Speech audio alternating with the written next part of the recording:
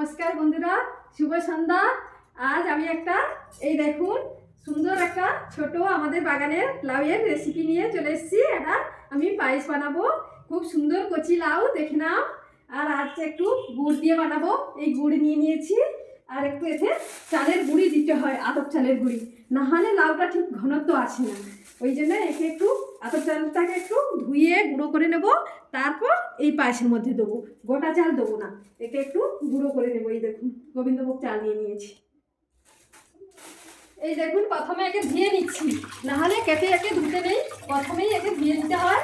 আমাদের এখানে একে পানি লাউ বলে, আপনাদের ওখানে কি বলে একে কমেন্ট করে জানাবেন।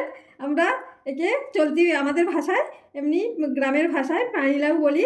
আর দুধ লাউও কেউ কেউ বলে, কিন্তু আপনারা কি বলেন একে কমেন্ট করে জানাবেন।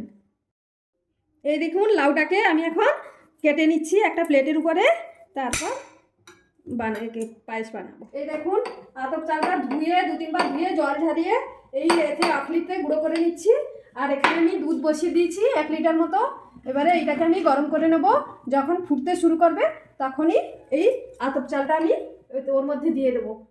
এই দেখুন একটা কড়াই বসিয়ে দিয়েছি। এবারে এটা আমি গ্যাসটা জ্বালিয়ে নিচ্ছি। আর দেখুন একটু ঘি দেবো এতে। এই দেখুন অল্প একটু ঘি দিয়ে, ঘিটা এখানে গরম হতে থাক, ততক্ষণে আমি এই চালটা যে গুঁড়ো করে রেখেছিলাম, দুধটা দেখুন এই ফুটে উঠেছে, এতে চালটা আমি দিয়ে দেবো। দিয়ে দিচ্ছি। এই লাউয়ের পায়েসটা খুবই শরীরের পক্ষেও খুব স্বাস্থ্যকর, লাউ জিনিসটাই খুব ভালো।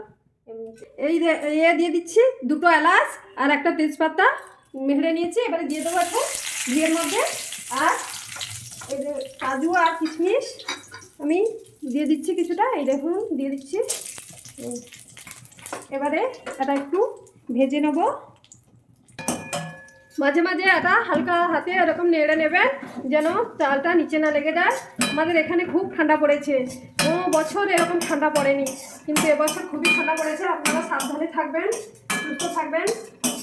এই দেখুন এইটা ভেজে নিয়েছি। এবারে এটা দুধের মধ্যে দিয়ে দেবো। এই দেখুন এই দিয়ে দিচ্ছি। তারপরে উপকরণগুলো দিয়ে দিলাম। এবারে লাউটা তুলে দিচ্ছি। দেখুন লাউটাকে একদম ঝিরিঝিরি করে কেটে নিয়েছি, একদম পাতলা পাতলা। আপনারা চাইলে একে ওই যে আছে আদা গাজর টাজর করা হয় গ্রাইন্ডার, ওঠে কুড়িয়ে নিতে পারেন বড় এটা। কিন্তু আমি এতে চাকুতে ছোটো ছোটো ছোটো ছোটো করে কেটে নিয়েছি ঝিরিঝিরি করে। এবারে একে ঘিয়ে ভেজে নেবো সুন্দর করে।